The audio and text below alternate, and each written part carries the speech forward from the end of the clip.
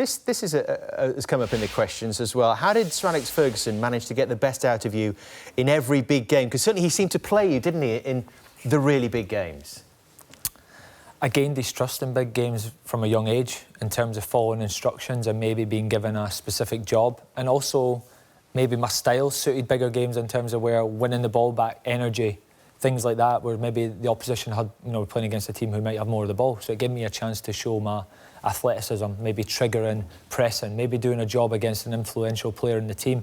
And it started off first and foremost against Vieira in an FA Cup semi-final. And from that moment on, Alex Ferguson knew if he gave me a specific job, I would follow it out to the letter. And not necessarily worry about my own performance with the ball. I would follow those instructions to the letter. And I didn't feel any pressure in the big games. I enjoyed them. That's what I was at Manchester United for. I almost craved them. I was almost excited by them. You're talking about the job you've done on Vieira. I remember that game in the semi-final.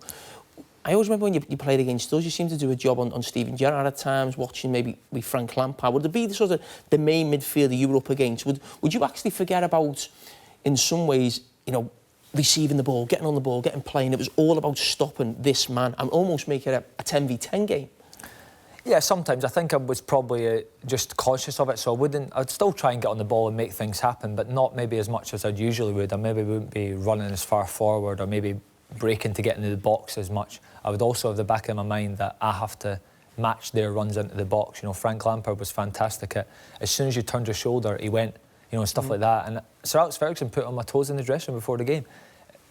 If he scores or if you don't match every one of his runs into the box, then, the pressure was on me. So it's big pressure going into a game, and I was desperate to please Sir Alex Ferguson and help my teammates and follow my instructions to the letter. By the same token, though, did you not ever get frustrated? Did you not think I'm a better player than just stopping them?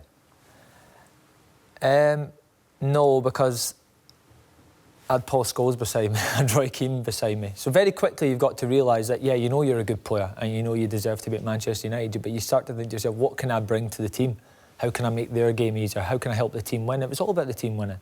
It wasn't about individual honours. I knew my role in the team. I knew there was a time where I had to do a specific job that ultimately helped us win. First and foremost, it was always appreciated by Sir Alex Ferguson, which is all that mattered to me.